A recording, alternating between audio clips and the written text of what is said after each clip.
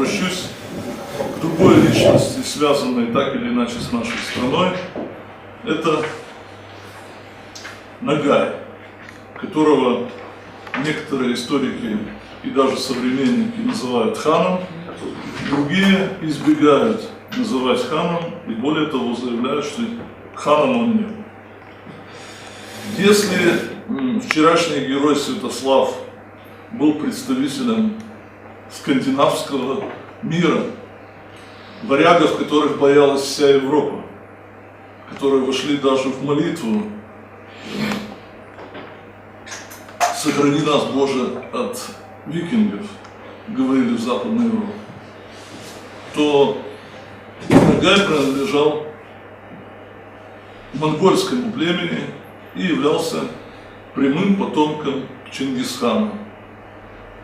То есть это иной вектор в развитии Юго-Восточной Европы и молдавских земель в частности. С точки зрения вот чисто антропологической, то Нагай был человеком гораздо более образованным, чем Святослав. Хотя на первый взгляд может показаться, что ну что там монголы. Ничего подобного.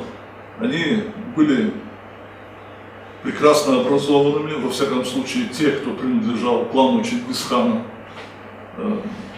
Вокруг этих людей создавалась целая группа интеллектуалов, канцелярий, писали истории, письма всевозможные, в том числе и дипломатические. В частности, Нагай поддерживал связи и с императором Византии, и с султаном Египта, например. Но можно, так сказать, плюс и Святослава назвать в этой связи. Святослав был чрезвычайно молодым человеком. По всем подсчетам, к моменту его смерти ему было едва 30 лет исполнилось, а может быть даже и не было. Чингисхан же тогда, во всяком случае, когда он являлся ключевой фигурой Золотой Орды, это был умудренный опытом человек, и даже в ряде случаев подчеркивается, что старым человеком. Но опять же, мы не можем увидеть портрета Чингисхана, и если я вчера приводил словесное описание князя Святослава, данные разными авторами, то, увы, такого описания Чингисхана нету, такого описания Нагая нету, но тем не менее отдельные строки, отдельные штрихи позволяют слепить такую мозаику его портрета. Я с этого и начну, для того, чтобы представить, как он выглядел. Собственно, что известно о начале его карьеры и о том, кого он напоминал, не нужно еще. Так вот, по сведениям большинства авторов, а они самые разные, это авторы персидского происхождения, арабы, а также византийские авторы, в гораздо меньшей мере другие авторы, в частности, представляющие русское летописание или русскую фольклорную традицию.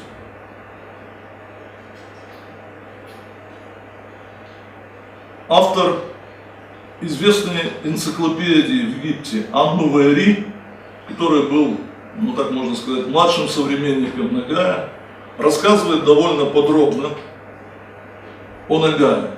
В общем-то, в его произведении достаточно много уделено места этому человеку. И те сведения, которые на сегодняшний день можно считать подтвержденными, свидетельствуют о том, что на историческую арену Нагай выходит примерно в 1255 году. Причем он проявляет себя впервые на Кавказе.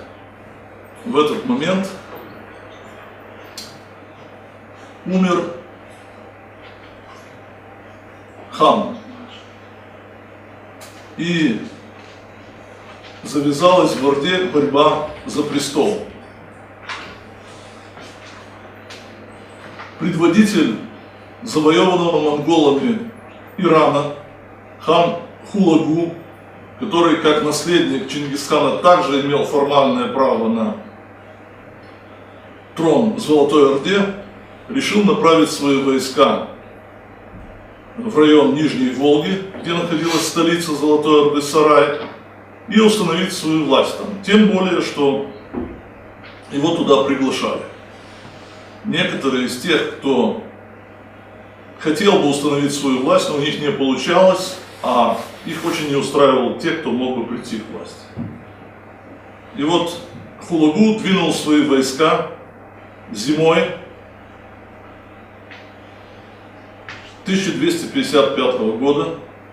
У нас есть сведения, позволяющие считать, что это было самое начало зимы 1255 года, где-то декабрь месяц. Войска перешли реку Терек, то есть движение шло через Кавказ. И мороз был столь велик, что Терек, горная река, замерзла. И войска его успешно перешли на тот берег, но к этому времени, пока они подоспели, хан уже был избран. Это был хан Берке, который отправил свои войска навстречу Хулагу. Авангард этих войск возглавлял полководец Нагай. За ним следовало гораздо более многочисленное войско, которое вел другой военачальник Сунтаэ. В этом войске было 50 тысяч человек. У Нагая такого войска не было, причем два отряда шли практически друг за другом. И вот в какой-то момент Сунтай, у которого было основное войско, увидел огромную толпу войска Хулагу. У него создалось впечатление, что Нагай окружен и вот-вот будет уничтожен. Поэтому он, особенно не задумываясь, повернул обратно уже. Между тем Нагай, в общем-то, там оказался гораздо расторопнее и разгромил это войско персов, вернее монголов, которые заняли Персию. Когда Хулагу хотел увести назад свои отряды, то лед на Тереке не выдержал, и достаточно много людей утонуло. В результате этого Нагай возвысился. Нагай стал едва ли не первым полководцем в Золотой Орде. В отличие от него, его визави Сунтаю не повезло, поскольку он струсил и сбежал. И в результате, как сказано у арабского исследователя того же Ан-Нувайри, Берке поставил его над несколькими тьмами. Тьма – огромный отряд в 10 тысяч воинов. Значит, соответственно, несколько, то есть примерно 5 туменов, как говорили монголы, а в русской транскрипции тьма. То есть речь шла о 50 тысяч человек примерно.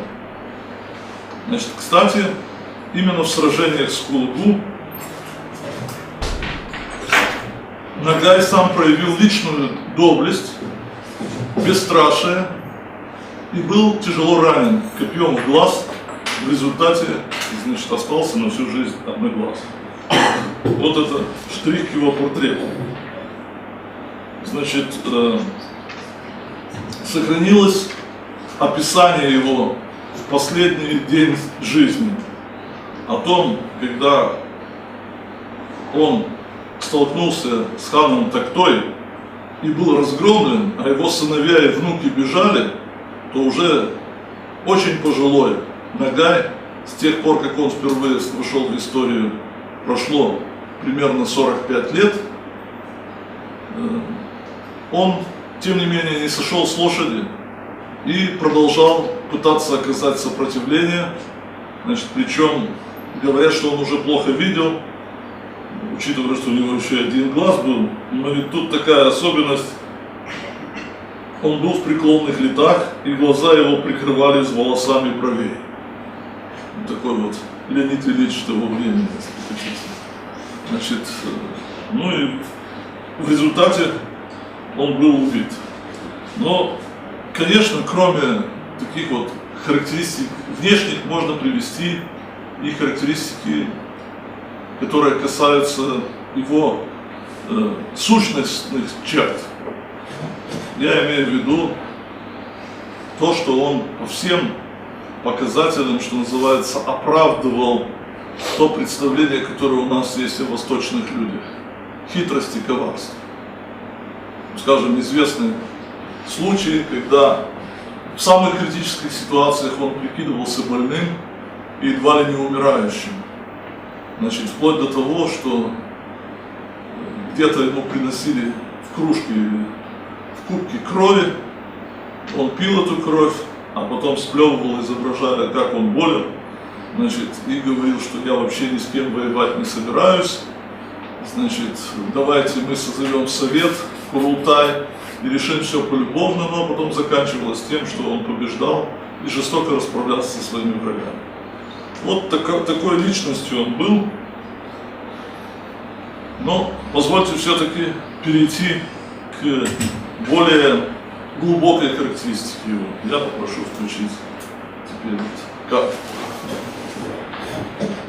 О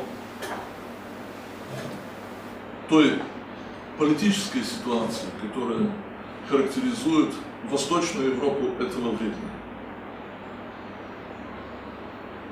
Мы знаем, что в начало XIII века ознаменовано событием, которое, пожалуй, может считаться одним из самых важнейших в мире до сегодняшнего дня.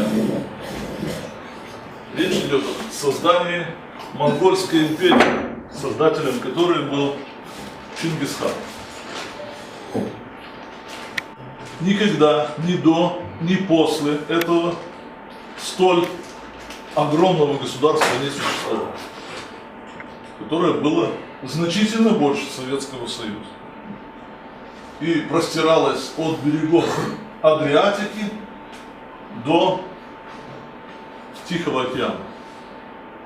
Известно, что монголы пытались даже взять Японию, но погода им не благоприятствовала, и их суда были разбиты о прибрежные камни. Незадолго до своей смерти, которая последовала в 1227 году, Чингисхан завещал своим потомкам продвинуться далеко на запад, туда, куда успеют дойти копыта монгольских коней, как говорится в одном из источников. И все земли Запада он отдал своему старшему сыну Джучи. Значит, его улус, его часть земель завоеванных начиналась от реки Иртыш и дальше следовала на запад.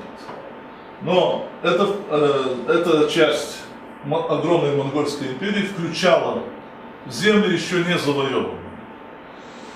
Джучи умер достаточно рано, и старший его сын должен был осуществить замысел деда. Это был известный вам Батый или хан Бату. По монгольской традиции в больших походах принимали участие все. Прежде всего, высшая знать. То есть в данном случае речь шла о царевичах, об отпрысках самого Чингисхана. А их там было немеренное количество, поскольку, в отличие от Запада, никакой разницы между законной и незаконной женой не было там. И, тем не менее, достаточно четко определялись функции каждого. И вот в 1223 году первая разведка боем, которая еще до Бату осуществлялась, значит, монголы вышли к знаменитой реке Калки, но затем, как написано в русской летописи, ушли туда, откуда явились, а откуда они явились, никто не знает. Значит, грамотные люди того времени, поскольку в обиход вошло слово татары, а не монголы, пытались связать их с Тартаром, то есть Адо, Вот якобы они оттуда и пришли. Ну а затем в 30-е годы, во второй половине 30-х годов, монголы во главе с Бату стали планомерно завоевывать территории Восточной Европы, и уже в 1240 году в конце они завоевали Киев, то есть вот столицу Киевской Руси, и затем достаточно быстро продвинулись на запад, в район Галицкой земли, затем через Карпатские перевалы на территории современной Западной Украины, оказались в Венгрии, в Германии, в Польше и обратно вернулись через какое-то время, но уже по другому берегу Дуная. То есть они прошли к югу от Дуная и вышли в район Килии. Об этом засвидетельствовал источник Рашид ад-Дин, персидский автор, знаменитый. Значит, современное исследование археологов на территории Болгарии фиксируют вот на этой части, то есть между Балканскими горами и самой рекой Дунай, огромное количество кладов того времени, которые зарыты почти в одночасье. То есть там, где проходили монголы, население прятало все имущество. Значит, ну и, соответственно, там слои пожарищ обнаружены и так далее. То есть мы можем сказать, что примерно к 1242 году территории Восточной Европы, включая и будущую Молдавию, оказались под монголами. Батый вернулся из похода, а это было связано со смертью великого хана в Монголии. Там собирался Курултай, то есть собрание знати, где нужно было выбрать очередного хана. А поскольку, значит, вопрос стоял так, какая группировка победит и чей представитель окажется у власти, то присутствие царевичей было практически обязательным, если они хотели каким-то образом создать себе перспективу на будущее. Поэтому безоговорочно вернулись для участия в этом собрании.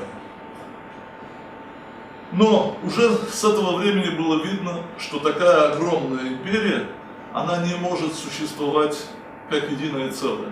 Она существовала в дальнейшем как несколько самоуправляющихся частей. И вот одной из частью, самой западной, оказалась Золотая Орда. Это более позднее название, а точное название Улус-Джучи. То есть по имени старшего из сыновей Чингисхана, сыном которого являлся тоже старшим Батый. Уже первые сведения о существовании Золотой Орды и всей Монгольской империи показывают, что территории Подунавья вошли в состав подчиненных монголам земель. И мы знаем о том, что была налажена эксплуатация, когда взималась дань, как и везде, когда были отправлены баскаки, кстати, на территории Молдавии зафиксированы в 19 веке топонимы типа баскачей, то есть связано непосредственно с баскаками. Ну а затем ситуация стала меняться, потому что стали приходить в себя те народы, которые были завоеваны, были ошеломлены теми событиями, которые прозвучали как гром среди ясного неба, потому что, в общем-то, в отличие от походов Святослава, которые все ожидали и знали, по пути из Варяг в Грекии, варяги не только торговали, но и воевали, то здесь появление новой такой сверхсилы, конечно же, изменило очень многое в развитии всего мира того времени. Кстати, надо сказать, что, в общем-то, через какое-то время выявилось, что Золотая Орда, как и вообще Монгольская империя, ну, скажем так, не так страшна. Многим правителям удалось наладить те или иные отношения мирные с этим. Причем эти отношения простирались вплоть до Италии. И итальянские купцы на своих кораблях плыли на восток Средиземного моря, и затем через Босфор, Дарданеллы в Черное море, а затем в Крым и прилегающие земли. Для чего? Для того, чтобы торговать с монголами.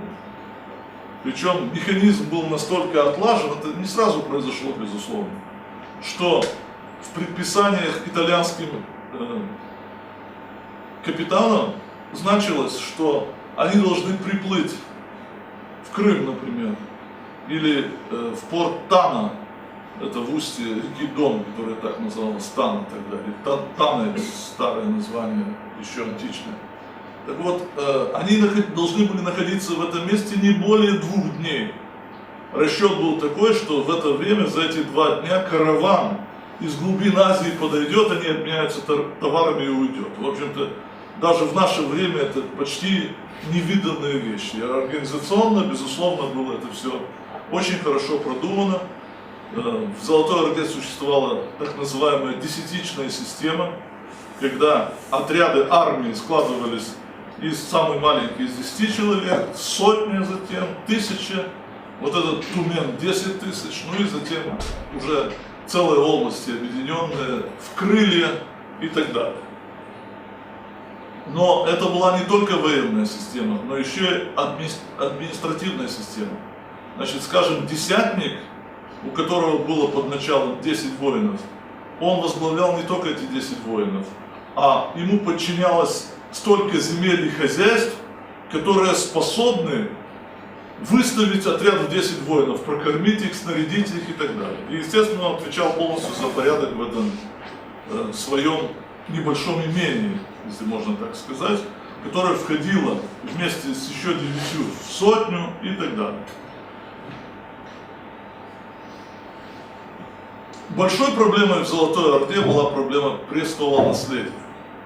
На первых порах, собственно, так было везде почти, но тем не менее тут особенно болезненно это происходило. Дело в том, что более древний принцип заключался в том, что власть должна достаться старшему по старшинству, старшему в роду, то есть по возрасту. А новая система заключалась в том, чтобы передать власть сыну, пусть даже и старшему. В условиях, когда у Чингисхана было десятки сыновей, и у последующих его то же самое, была очень сложная система. Тем не менее, были приверженцы и старой системы, и новой. И более того, даже были, как ни странно, ханы, у которых не было сыновей. При том, что, так сказать, жен было достаточно. Но смертность была и так далее. Тем не менее, хан, который правил, он, безусловно, готовился передать власть свою сыну. И, естественно, использовал, как и в наше время, то, что мы называем административным ресурсом. То есть он старался подготовить и тех, от кого это зависело, и самого сына к дальнейшему управлению властью. Но не всегда так получалось. И вот Нагаль в какой-то момент оказался самым старшим из потомков Чингисхана.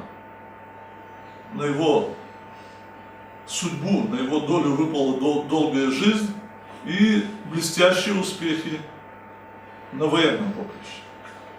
И, конечно, в этой связи то, что его не всегда любили те, на кого он рассчитывал, и не допускали к власти, значит, безусловно, создавало у него определенный, по-видимому, такой психологический фон для того, чтобы бороться за власть. С другой стороны, как человек умный, он пытался найти какой-то компромисс.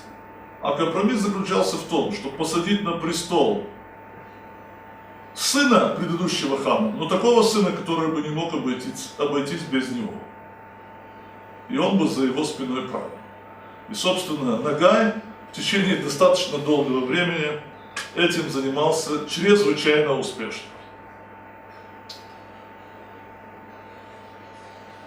Имеется достаточно много сведений на этот счет, которые нам дают арабские и персидские авторы. Правда, я уже это подчеркивал, что они относятся к периоду уже зрелого Нагая. Но тот же Ан-Нувайри говорит, Нагай был старик опытный, ловкий и искусный в интригах. В частности, как опытный старик, он использовал в интригах даже своих жен. Причем очень успешно. Вот это к вопросу о том, какая роль у женщины в восточном мире. В общем-то, из того, что известно о Нагае, совсем это не так выглядит. В частности, известно, что одной из своих жен он поручал достаточно ответственные дипломатические задания. И она с удовольствием и успешно и выполняла эти задания, причем иногда достаточно такие щепетильные вещи, когда она могла своими рассказами запудрить мозги, извините за такое выражение, значит, врагам создать впечатление, что Нагай там наладан дышит, и затем, притупив бдительность врага, в общем, она отдавала ему возможность уже нанести настоящий удар и расправиться с соперником. И это продолжалось достаточно часто. Причем одна из его жен настолько вошла во вкус, что сыновья, двое сыновей, а у него было 3 сыновей всего-навсего Нагая, возмутились и ушли, заявив о том, что это были не ее сыновья, заявив о том, что она слишком много на себя берет.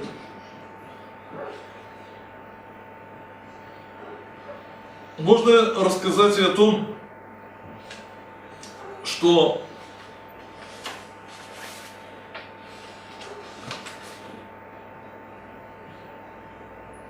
его жены, в частности, одну из них звали Байлак Хатунь, Хатунь это просто госпожа, то есть Байлак, работали на его имидж. Сохранились сведения о том, как он послал свою жену к хану Такте, причем со словами явно заранее подготовленными и заученными, а звучали они так: «Отец твой шлет тебе привет и говорит тебе, на твоем пути осталось еще немножко черным, вырви его». То есть это такие цветистые восточные обороты, за которыми скрывается глубокий смысл. Ну, что касается терна, который надо вырвать, это понятно, что расправиться с врагами. Но тут интересна и другая фраза. Она представляла Нагая как отца, хану, который никаким сыном ему не являлся. Она хотела подчеркнуть некое отношение старшего к младшему. Ты мне как отец. Это почти такие мафиозные, да, ступени, неофициальная. Значит, действительно, это так называемая условная система родства в Средневековье была чрезвычайно распространена. Отец и сын указывает на их статус, братья это другой статус, это у нас братки. Значит, и так далее. То есть, вот эти моменты, они показывают о том, что Нагай очень искусно вел политику, причем вот об этой истории, о которой я сейчас говорю, она произошла в 1293 году. Речь шла о терне, под которым скрывалось 23 эмира, которых надо было уничтожить. Причем среди этих эмиров были и братья хана. И мало того, он сумел таким образом настроить хана, благодаря своей жене, что тогда выполнил в точности этот приказ, уничтожив вот это 23 мира, причем у восточных авторов они названы поименно все. Кто они такие, он их по одному вызывал и по монгольским обычаям уничтожал. Значит, обычай уничтожения был простой: поломать позвоночник. Сказать, убить срубив голову, это не подходило для значит, высокопоставленного человека. Его казнь тоже была квалифицирована, да, соответственно. Но это сохранилось и по сей день. Мы знаем, что на Нюрнбергском процессе многие фашистские генералы просили их расстрелять, а не вешать. Для офицера, для генерала умереть, значит, повешенным — это такая позорная казнь.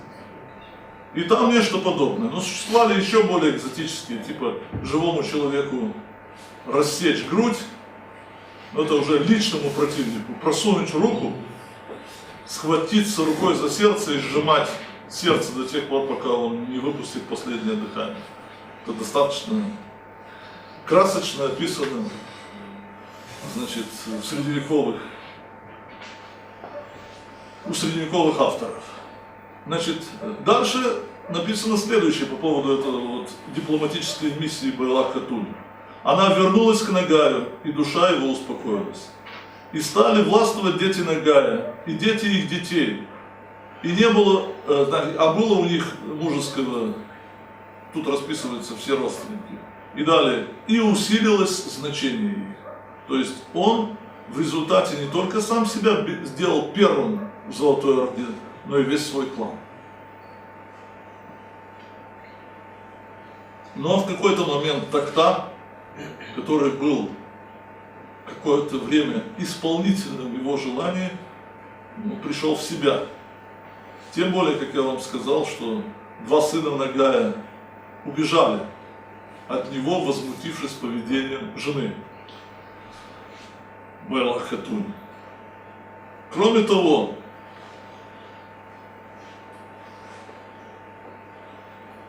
Токта почувствовал, что у него из-под ног уходит опора, потому что масса эмиров, которые уцелели, просто бежали к Ногаю, понимая, что если он так жестоко расправился со своими собственными братьями, то не равен час, завтра их черед придет.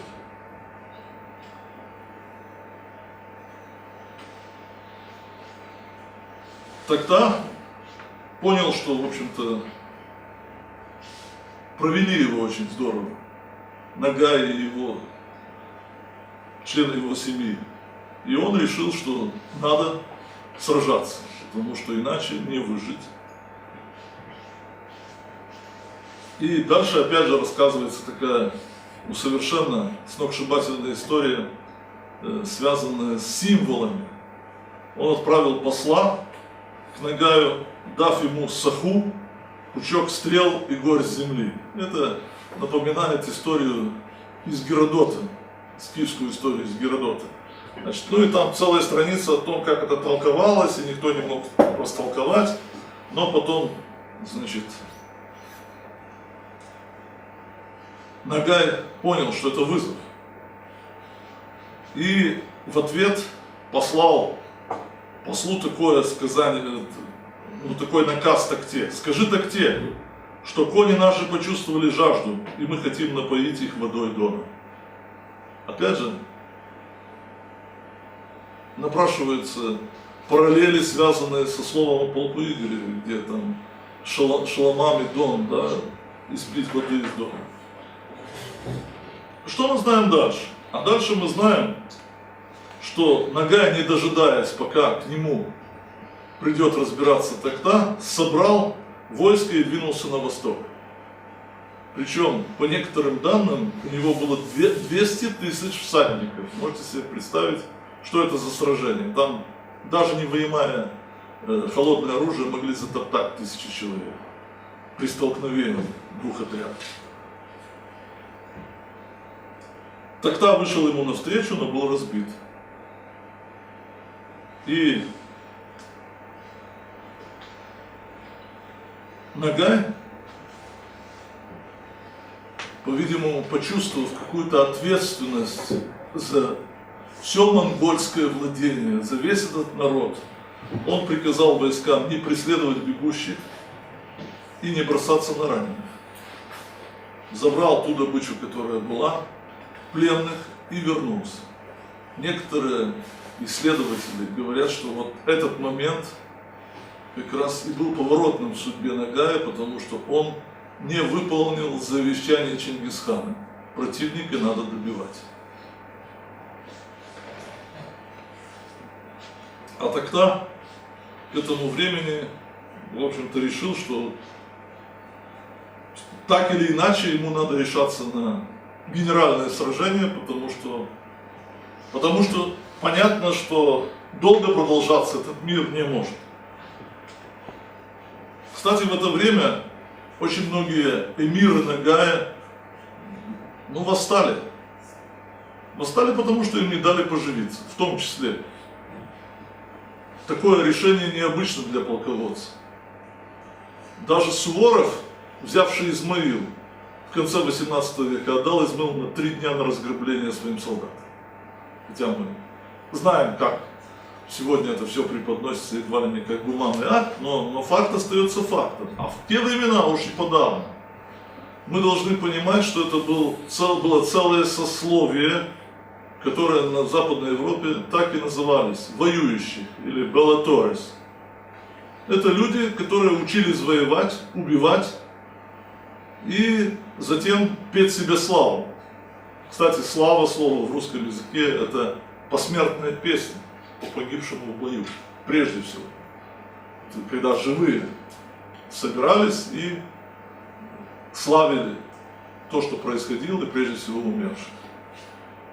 Бойцы вспоминают минувшие дни, помните у Пушкина, «Вещи милей». И так далее. На пирах.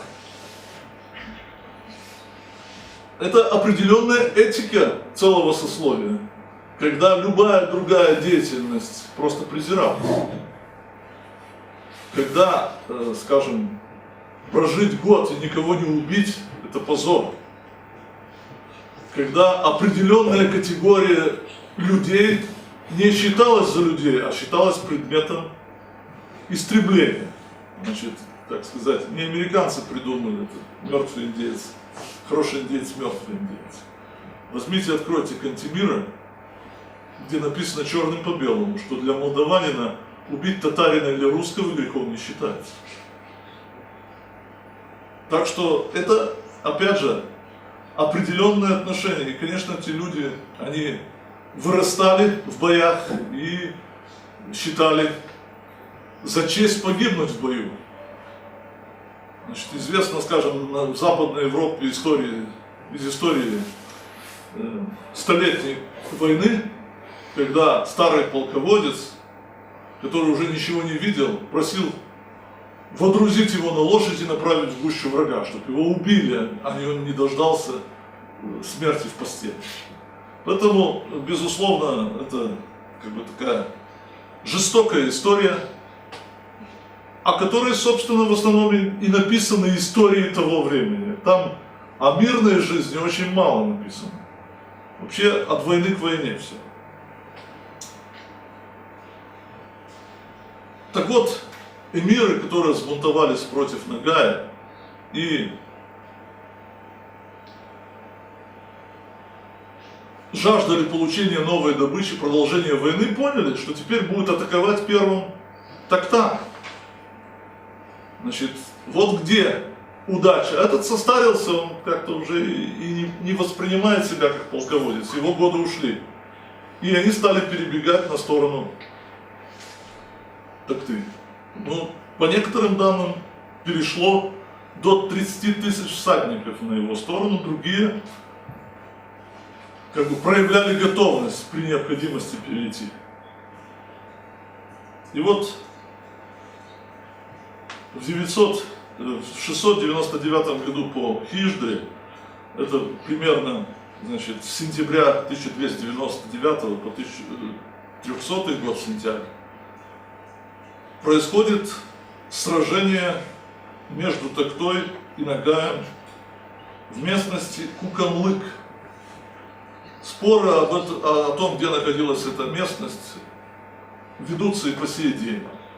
Значит, но если мы знаем, что в первом походе двинулся на восток Ногай, то здесь наоборот Токта двинулся на запад в сторону владений Ногая.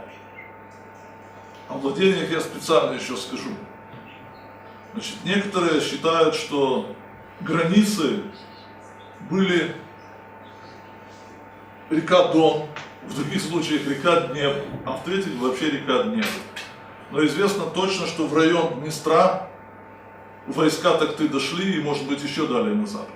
И вот ищут, где же эта битва произошла.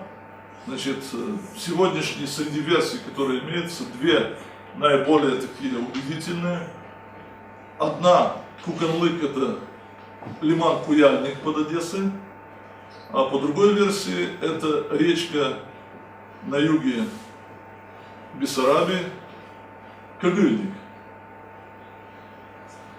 Так или иначе, здесь произошла страшная битва, и погиб сам Нагай. Когда все отступали, то вот это описание как раз, битва длилась до заката солнца. И войска ушли, в том числе и предводимые его сыновьями и внуками. Значит, а он с небольшим отрядом, в 17 человек, отступал. Причем он был вроде бы ранен. Значит, вот он плохо видел из-за этих густых бровей. И был схвачен в плен. Причем его схватил русский всадник. Когда всадник этот приблизился к нему и хотел его убить, Нагай сказал, что я Нагай, отведи меня к Токте, мне есть о чем с ним поговорить. Ну, дальше непонятная история происходит, то ли он умер от раны, полученной раньше, то ли этот русский всадник вообще не понял, как себя вести, и убил его. Но так или иначе он привез Токте только голову. Рассказав всю эту историю, значит, никакого обещанного вознаграждения он не получил. Зато известно выражение, которое вроде бы принадлежит Токте. Что он говорит, тебя за это следует убить, потому что ты убил такого великого человека. И, значит, этот русский воин был казнен. Но это вот как бы из внутренней истории Золотой Орды, как это все происходило. А где же был сам Нагай и что он делал? Вот что интересно. А его землями были территории, лежащие по обе стороны от Дуная. Это вот примерно эти земли, и возможно, что и дальше. В центре его был город Исакча, Орловки, раскопки в которые ведет Игорь Васильевич. То есть это совсем рядом с нами. Там еще с античных времен находилась переправа, и она существовала до 19 века, по крайней мере, в 1828 году русские войска, переходя на Балканы, прошли именно там стоит до сих пор памятник.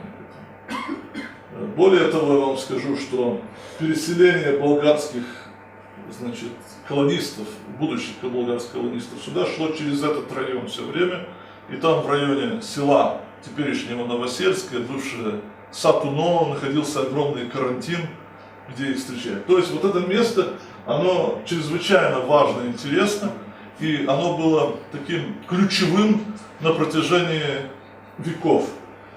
По некоторым данным, здесь провел свою армию Дарий, направляясь в скифские пределы. Значит, здесь римляне проводили большую деятельность, и во времена Рима Исакча называлась Новия Дунум, и там находилась база римского флота. А на противоположном берегу, вот в Орловке, на этой знаменитой каменной горе, находилось предмостное укрепление, потому что мост надо было оборонять с двух сторон. Понятно, что нельзя с одной стороны оборонять мост. То есть у римлян здесь был плацдарм. И в этом месте как раз и возникла столица Нагая. Личность, находящаяся не при хане, а хан находился на Нижней Волге, можете себе представить, это, ну я не знаю, сотни километров, несколько тысяч, пару тысяч километров точно есть. Значит, это уже вызов. Как бы чем это не прикрывать, это автономия абсолютная, развязанные руки во многих делах. И, собственно, Ногай этим блестяще пользовался. Начнем с того, что он вступил в достаточно тесные контакты с Византийской империей. Тут нужно сказать такую вещь, что Византийская империя, я имею в виду Балканскую часть, с 1204 года по 1261 год находилась в руках крестоносцев и называлась Латинской империей. Значит, осколки Византийской империи находились в Малой Азии в виде так называемой Никейской империи. Это вот здесь, в этой части. И чуть дальше Трапезунская империя. В Никейской империи выделился очень сильный правитель Михаил VIII. Вернее, он восьмым стал потом. Михаил Палеолог. Это был прежде всего воин, который в 1261 году, имея под своим началом отряд всего 800 человек, штурмовал и взял штурмом Константинополь. Для того, чтобы вы представили, что такое 800 человек для Константинополя, это ничто. Потому что стены Константинополя на десятки километров распространяют. Тем не менее, удалось взять Константинополь. Это говорит, конечно, и о слабости этой Латинской империи, но и о силе этого отряда. И вот Михаил стал под именем Михаила VIII императором реставрированной Византийской империи. А примерно в 1269-70 году, то есть меньше чем через 10 лет, был совершен большой поход на эти земли, в который, по всей видимости, в котором принимал участие и Ногай. Так вот, Ногай не вернулся больше, он здесь и остался. И здесь он начал активную деятельность, которая отделяла его от центральной власти Золотой Орды не только по форме, но и по сути. В частности, он вступил в достаточно близкие отношения с этим самым Михаилом VIII Палеологом и женился на его дочери. Она, правда, была внебрачная, но для монголов большого значения это не имело, это была внебрачная по имени Ефросинья. Он тут же переженил там всех своих родственников на европейских правителях, установил свою власть достаточно эффективную. Это не были баскаки, которые ездили собирать, а там сидели его люди.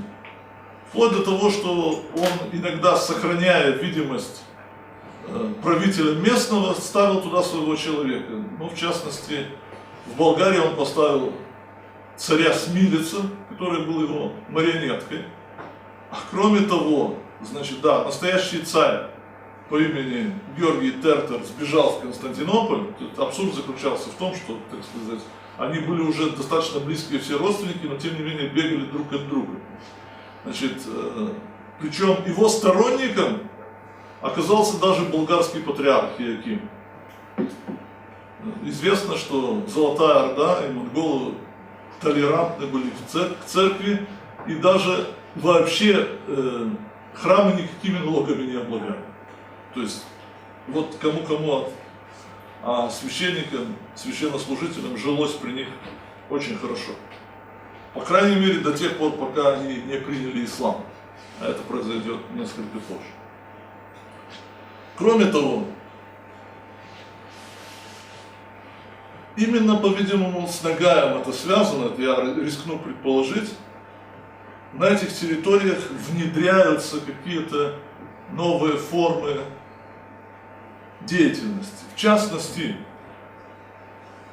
византийский автор, современник Ногая, Георгий Пахимио,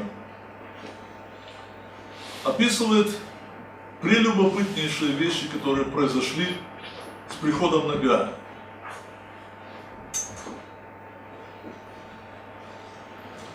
Он пишет, во-первых, что болгарские цари сами звали татар для похода на Византию.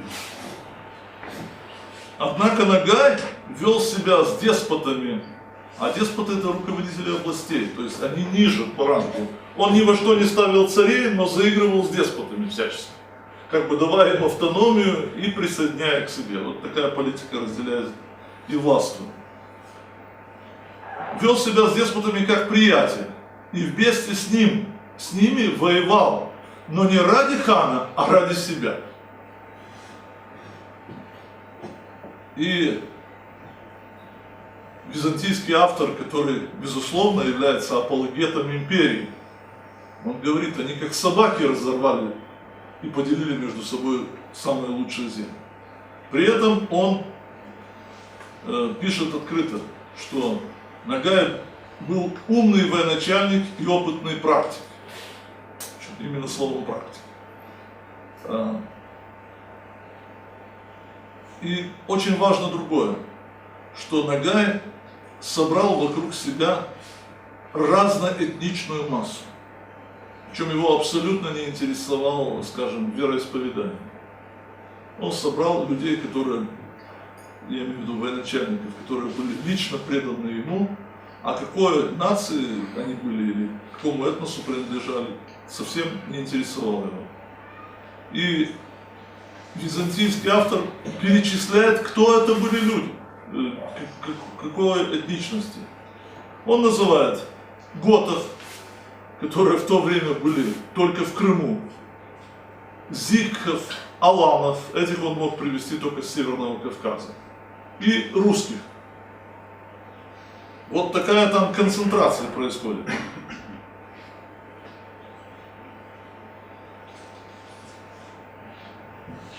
При этом он позаботился и о собственном сыне. Он, по сути дела, создает нечто на византийский лад, а именно институт соправительства.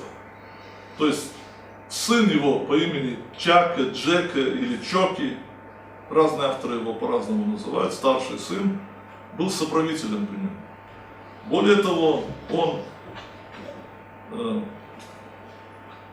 женит его на дочери болгарского царя.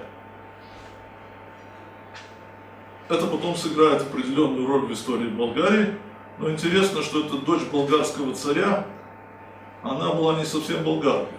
У нее папа был половец, а мать болгар.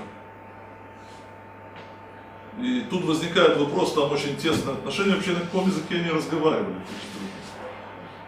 По-видимому, на каком-то тюркском языке, вряд ли славянский язык.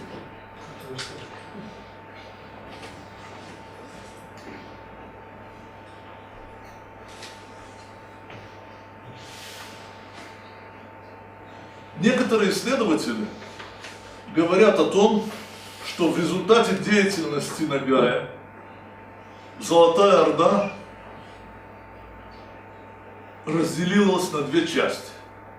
Возникла своеобразная двоевластие. Ну, скажем, знаменитый историк Георгий Вернадский, это историк-иммигрант, последние годы жизни или десятилетия жизни он провел в Соединенных Штатах. В его книге «Монголы и Русь» он говорит, что в Золотой Орде установилось двойное правительство.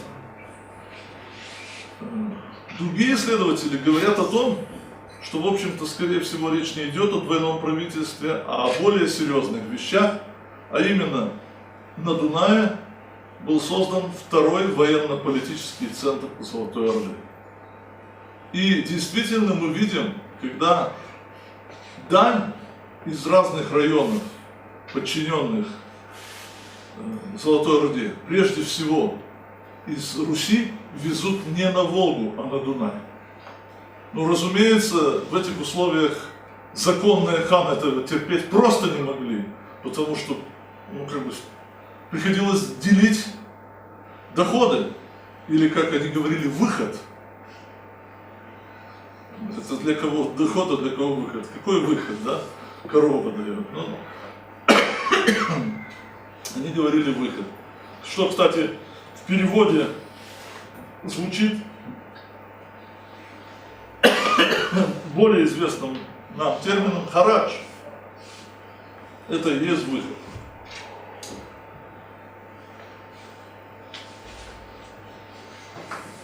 известна такая вещь, что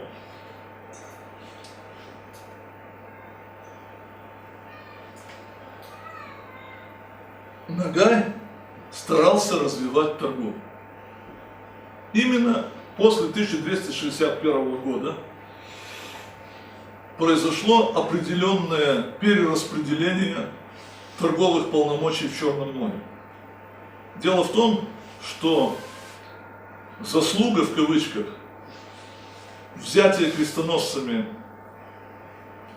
Константинополя в 1204 году принадлежит венецианцам прежде всего, которые привезли на кораблях туда крестоносцев, ну и разыграли достаточно интересную интригу, не пролив ни капли крови, получили огромное богатство.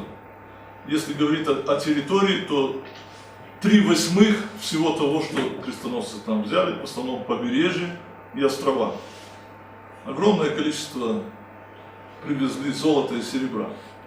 Естественно, они и стали основными торговцами на Черном море. Но теперь ситуация поменялась. И в 1261 году, то есть тогда, когда была восстановлена Византийская империя, был заключен договор между Константинополем и Генуей, так называемый Нимфейский договор, по которому права торговли передавались генуэзцам. И теперь генуэзцы, в отличие от венецианцев, хлынули в Черное море. Так вот, Нагай, установивший, как я вам уже говорил, близкие отношения с византийским императором новым, он привечал этих торговцев всячески. И именно в этот период начинается развитие торговых городов на северном побережье Черного моря, и в том числе и будущих городов, имеющих отношение прямое к Молдавии. В частности, Белгород, Чита-Алба, впервые отмечен в 1290 году. Именно в связи с участием в торговле генуэзцев. Ну и особенно Нижний Дунай. Понятно, там находилась резиденция самого Нагая. И там находился знаменитый порт Вечина. Кстати, некоторые исследователи до сих пор сомневаются в том, где же находился этот город, потому что город исчез. Он последний раз упомянут в 1359 году. Значит, некоторые считают, что это европейское название Исакч. Я тоже так считаю. Но есть и другие исследователи, которые считают, что слой 13-14 века в Нуфору, то есть вот в том Переяславце, которым был Святослав, принадлежит именно вот этой Вечине. Но так это или не так, я не знаю. Я думаю, что это не так по одной причине, что если бы такой перебив был, то топоним бы Переяславец не сохранился до 19 века, а он сохранился до 19 века. То есть там другого ничего не было, и жила какая-то память, что вот это есть. А Вечина появляется на картах, а потом исчезает. Ну это так. Значит, чем же известна Исакча или Вечина? Раскопки на территории Исакчи ведутся давно, но, к сожалению, далеко не все опубликовано. Так вот, найдено огромное количество монет, которые говорят, конечно, о торговле. Но дело не только в том, что там были монеты, которые в Золотой Орде были и серебряные, и медные. Это показывает, что с одной стороны развивалась международная торговля, которая обслуживалась серебром, а коль скоро были медные монеты, то был местный рынок. То есть это монета, которая была разменная, на нее можно было купить там что-то покушать и так далее, но нужно было целый мешок денег принести, чтобы купить что-то существенное. И кроме того еще ходили слитки серебряные, так называемые сома, саумы, или они в Молдавии назывались гривны. Гривны фряжского, то есть итальянского серебра, они известны по молдавским документам конца XIV века. Кстати, сравнительно недавно В Старом Архее был найден целый горшок таких вот гривен, каждая из которых такие слиточки длинные, серебра по 200 грамм примерно каждая. Значит, и сейчас этот горшок с этими, значит, слитками выставлен в Национальном музее. Можете пойти посмотреть золотой кладовой.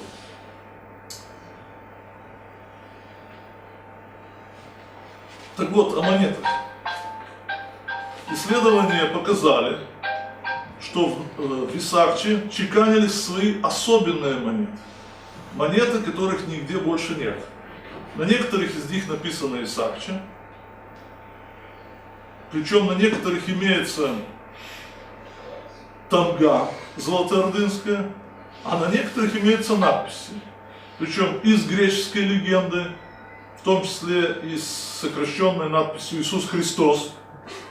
Можете себе представить, монгольский военачальник, такие монеты чеканят, или под его эгидой чеканятся. И также генуэзские монеты с латинской надписью «Исаакче». То есть что-то совершенно необыкновенное. Должен вам сказать, что найдена одна уникальная монета, которая изображает человека на коне, что-то в виде, может быть, святого Георгия, хотя это очень схематично нельзя. Но главное, там есть надпись на греческом языке, которая включает и имя Нагая, и имя его сына Чаки. Это говорит об очень многом. Когда Нагай был разгромлен, то, по-видимому, там в лихорадке прятали золото, серебро, где что только могли. Что-то нашли давно, что-то нашли потом археологи, что-то нашли не археологи, но известно нам лишь то, что нашли археологи. Но и этого достаточно. Именно на рубеж 13-14 века приходится, значит, огромное количество крупных кладов, в которых содержится в основном серебро, но и золото тоже. Самый замечательный из них клад как раз находящийся недалеко от Тулчи, на горе Узун-Баир, или это село Михаил-Кагальничану сегодня в Румынии называется. Значит, там было 25 тысяч монет, которые были зарыты частями, по-видимому, они были в каких-то мешках кожаных или что-то в этом духе. Также золотые монеты, значит, золотые монеты византийские и, кроме того, вот эти слитки серебра. Ну, по некоторым сведениям, даже это чуть ли не казна самого Нагая, но доказательств, разумеется, в данном случае никаких нет. Там гораздо все интереснее было бы изучить все это, опубликовать, установить там хронологию, сколько времени собиралось, но это такая работа, которая займет целую жизнь и, может быть, даже ни одного человека. Хотя сегодня появляются всевозможные способы исследования современные, которые облегчают жизнь людям.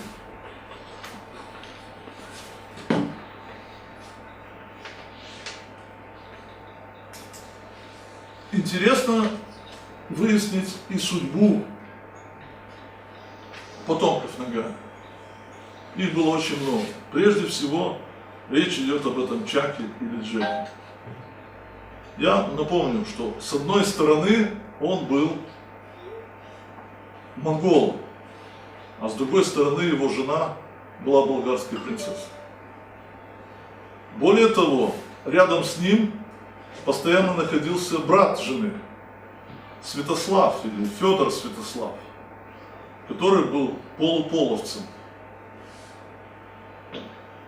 И вот, имея в своих руках такого законного претендента на престол и претендующего по линии Нагая и линии жены тоже на престол, он явился в город Тырново, захватил этот город. Но, по-видимому, там не сложилось все, потому что местная знать поддерживала все-таки человека более близкого к ним, этого Федора Святослава. И в результате интриг он был схвачен и поставлен, значит, в положение узника. Правда, в отличие от того русского воина неопытного, никто его не убивал. значит, он тут же сообщил об этом хану Тахте, который приказал умертвить его. И этот Джека Чака был убит. Значит, был убит в Тырново. Впрочем, говорят, что вот это уничтожение, а там уничтожение родов происходило, длилось достаточно долго, шло поэтапно и принесло ужасное бедствие всему краю. Вроде бы об этом ничего не пишут, но, по-видимому, это все-таки было не то, чем можно было хвастаться. Это гражданская война была. И, кстати, Тахта на первом этапе вообще не претендовал на эти земли. Убив Нагая, он не стремился захватить эти земли, полагая, что его сын будет здесь править, но будет благоразумный. И лишь потом, когда начались там достаточно тяжелые отношения, когда стали друг друга преследовать, убивать тайно, все-таки было покончено с этим. Значит, я приведу пример из того же Георгия Пахимера, который говорит, что в результате смуты, наступившей после сражения Нагая с Тахтой, масса людей погибла, земля опустела, а люди стали главным товаром, то есть их захватывали в рабство и продавали. Значит, что же происходит вслед за этим? Какова судьба потомков Нагая, если можно выразиться так? Ну, во-первых, следует отметить такую вещь, что территория вообще исчезает из границ Золотой Орды. По крайней мере, в прямом смысле. Не пишут о том, что здесь Золотая Орда. А у некоторых авторов встречается, что здесь живут болгары, что здесь находится провинция Болгарии, которая подчинена Золотой Орде и так далее. И вот исследования некоторые показывают, что, по-видимому, Тахта, даже после того, как был Джека, не решился сюда идти, поскольку здесь была создана особая этнополитическая ситуация и этнорелигиозная ситуация. И, по-видимому, вот этот самый Федор Святослав, он получил под управление свой Нижний Дунай и даже Белгород. По крайней мере, известно, что произошел страшный конфликт в 1316 году, когда болгары и генуэзцы столкнулись. Причем они очень долго выясняли отношения друг с другом, явно ожидая, что кто-то вмешается, какая-то третья сила. По-видимому, речь шла о хане. Но в это время как раз произошла смена власти. Пришел к власти новый хан, узбек, и у него были другие задачи, а именно принятие ислама. И он уже уничтожал по принципу: готов ты стать мусульманином или не готов. И арабские источники, то есть источники, созданные мусульманами, об этом пишут, что, в общем-то, именно узбек оказался человеком, который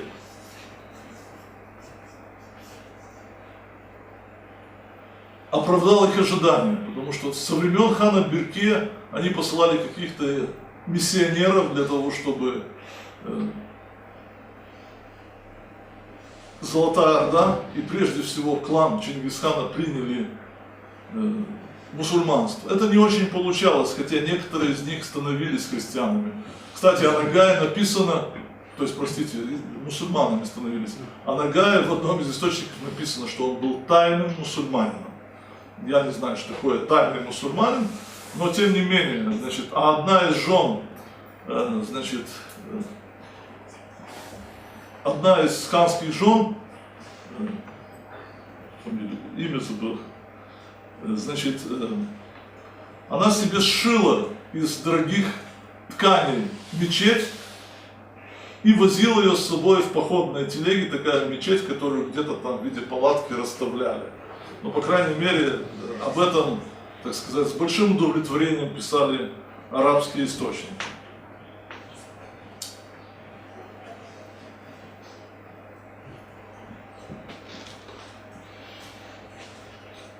Когда Токта начал тотально уничтожать всех потомков Нагая, наступило и такое время, потому что они все были ненадежными союзниками.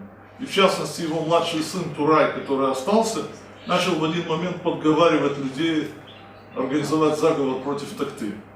В результате, значит, его убили. А внук, сын дочери, значит, бежал.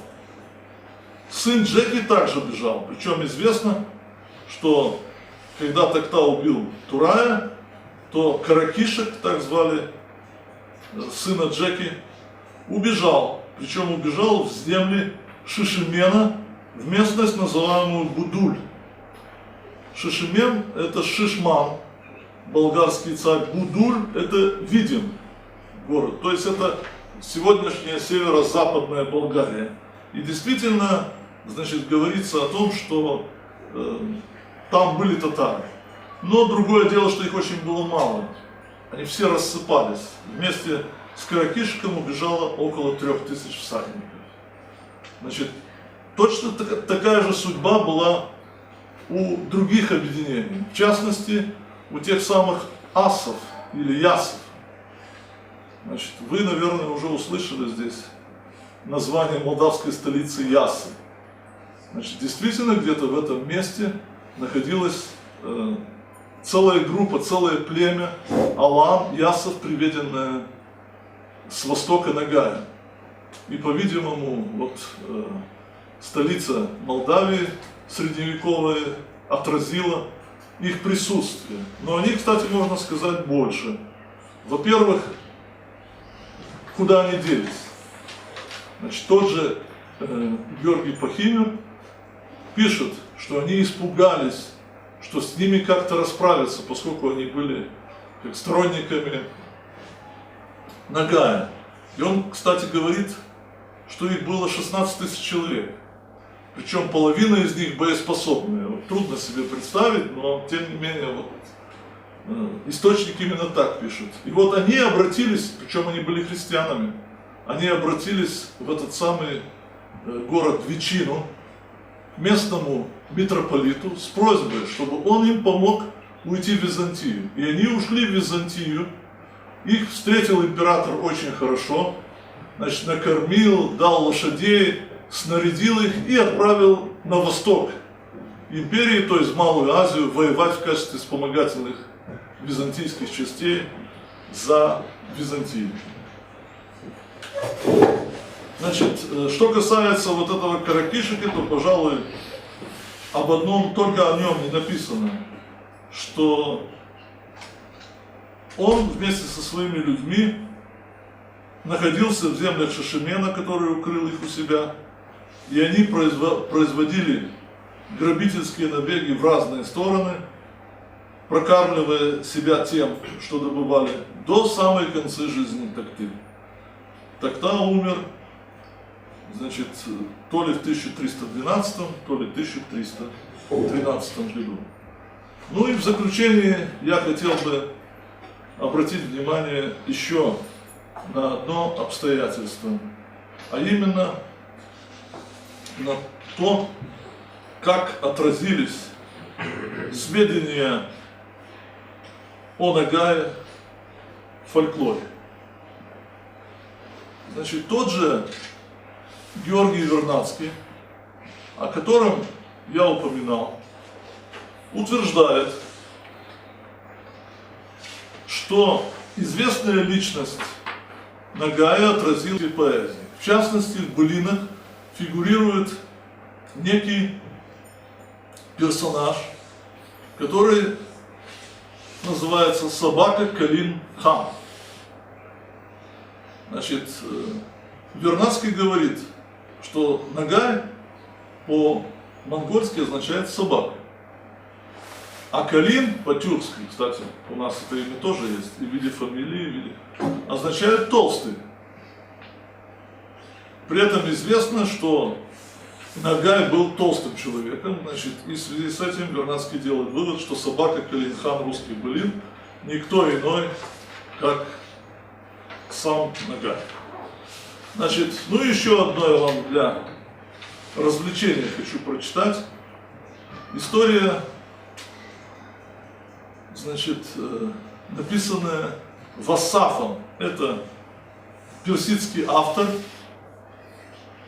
который так рассказывает, очень коротко он рассказывает одним абзацем о Нагае. Но зато вы сможете оценить то, что я до сих пор рассказывал, с тем, как воспринималось это интеллектуальными кругами Персии, достаточно отдаленное от места событий. По предопределению Господнему Нагай, бывший военачальником Бату и Берке, кстати, здесь вот подчеркивается, что он был еще до Берке военачальником, что вполне вероятно, как царевич, восстал против Тактая и насилием своим лишил земли его, Улуса безопасности и спокойствия. Наконец, рукою Тактая свернули свиток деяний и жизни, и жизненных этапов Нагая. Но затем вскоре сорочку жизни Тактая также изорвал шип предначерченной смерти, как лепестки розы обрывают дуновение утреннего ветра. Ну вот это, так сказать, поэтическое восприятие той истории, которая совсем не похожа на свое поэтическое, так сказать, выражение. Спасибо большое.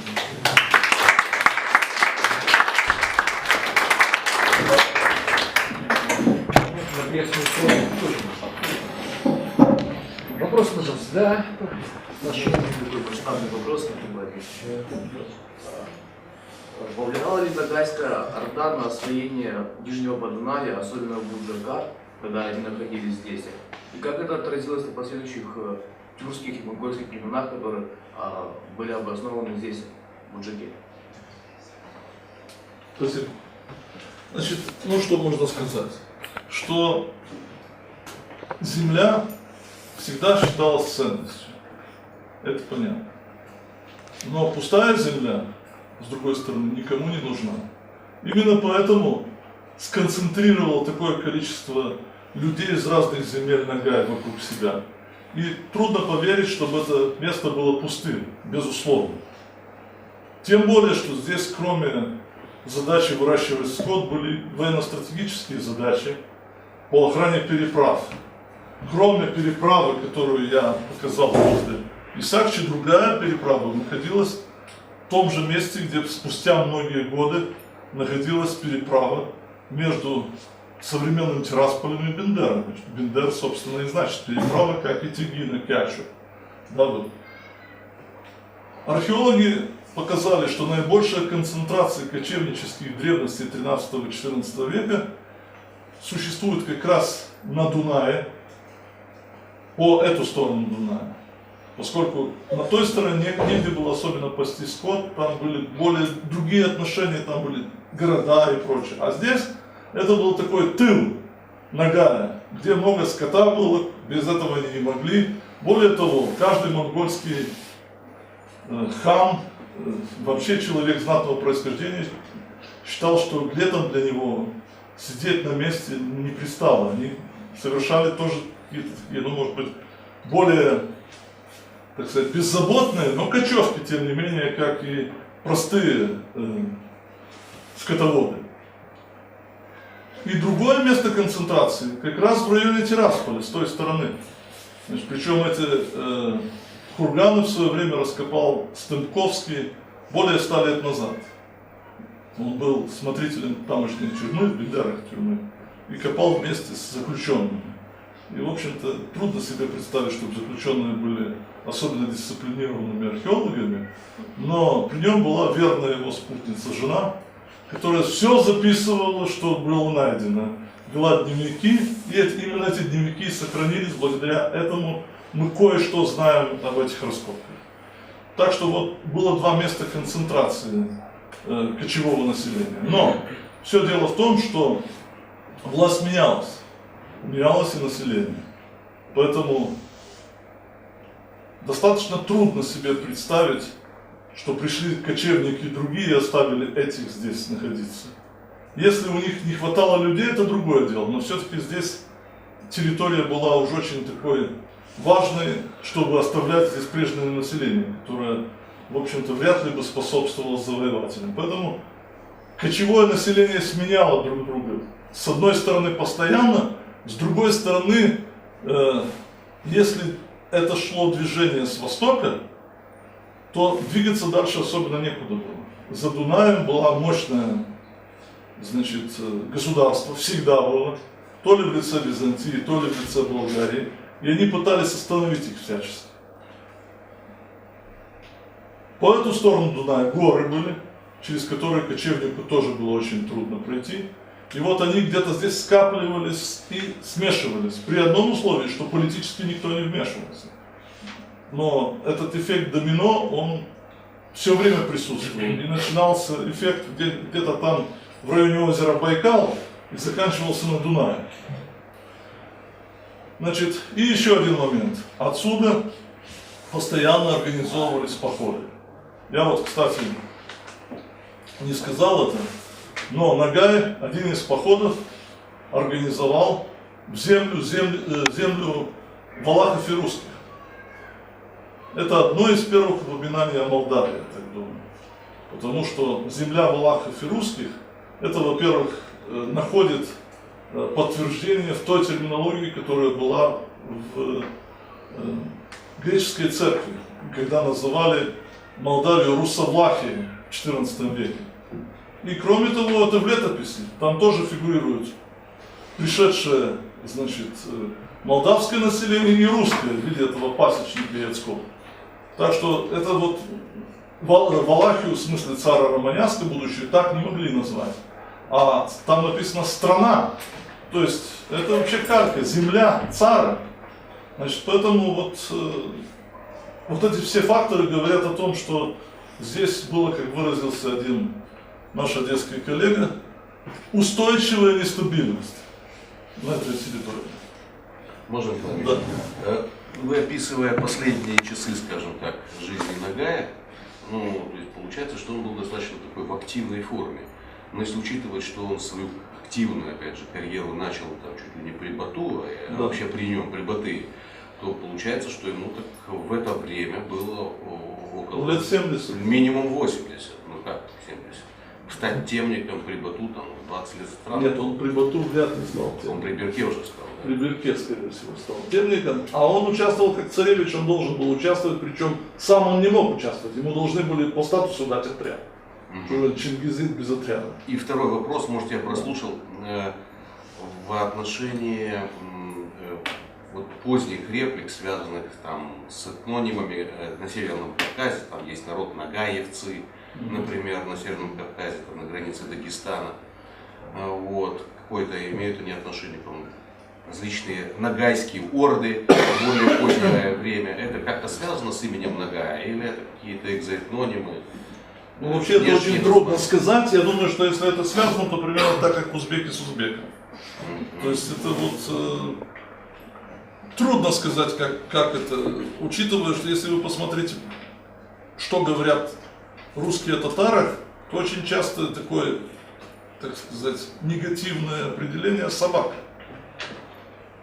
Кичук. Собака. А собака это и есть нога. То есть Ясуна, и вообще Ясуна это собака. Ясуна Нагай. Николай Ильич, и последний вопрос, он, понятно, наверняка абсурдный, в отношении вот, переселения асов или ясов через Дунай на юг, в Византийскую империю. Они в точной степени известно, что вот наряду со своим христианством они были ираноязычными или все-таки тюркоязычными уже в это время. Я имею в виду возможность их участия в этногенезе гагаузов, так сказать. В более последующий период. Или это вообще нет, я думаю, что они, скорее всего, были все-таки ираноязычными, а христианство, скорее всего, принесли еще оттуда, потому что это предки осетинов, у осетин там религия христианства началась где-то чуть ли не за 1000 лет до этого. То есть это очень древнее. Хотя, кто его знает? Мы не знаем этого.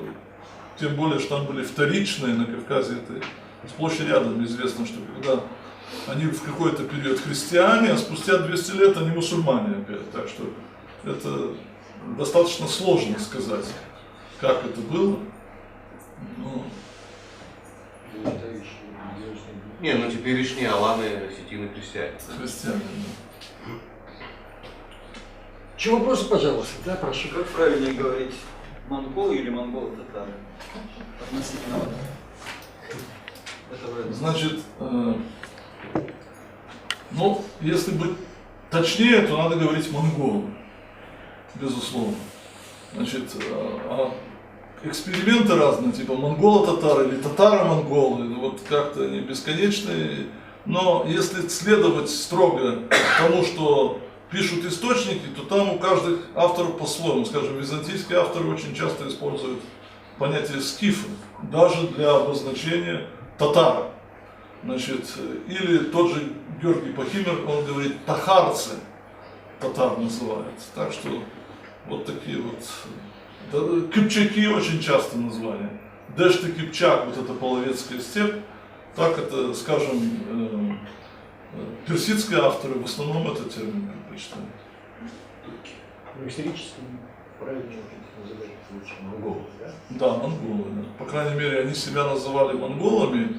И этот термин мне удалось проследить, что он существует даже во второй половине XIV века, причем для рабов.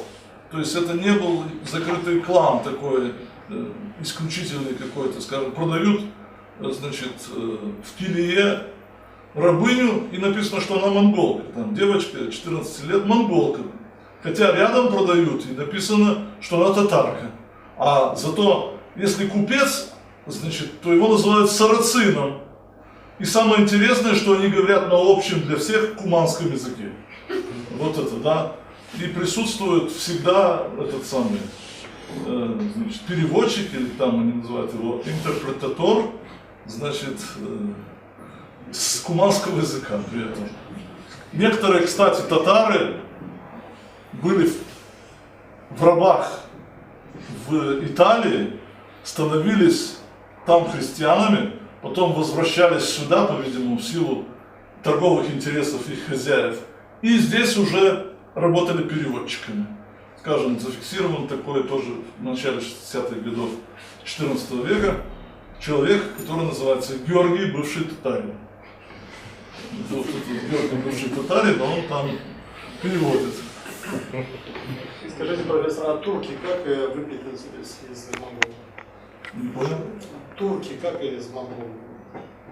Нет, то они никакого отношения не имеют. Турки к монголам не имеют. Турки... Кто туркменам? Турки имеют к сельджукам отношения.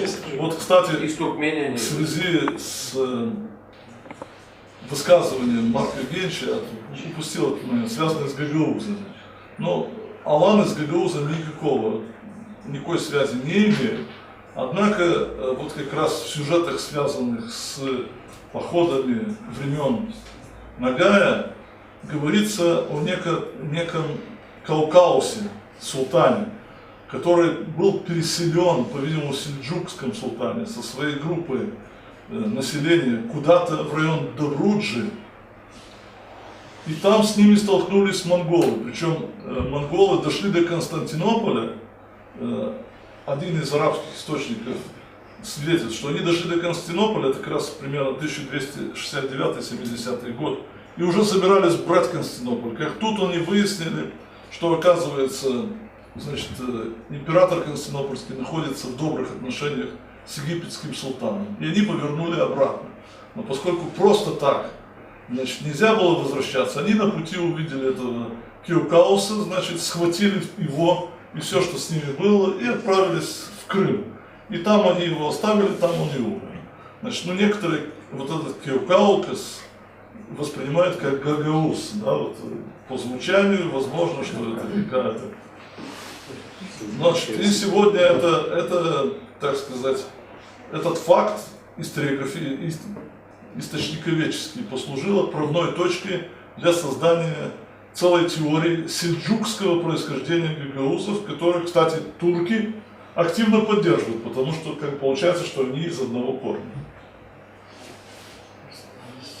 Еще вопросы, пожалуйста. Спасибо за внимание.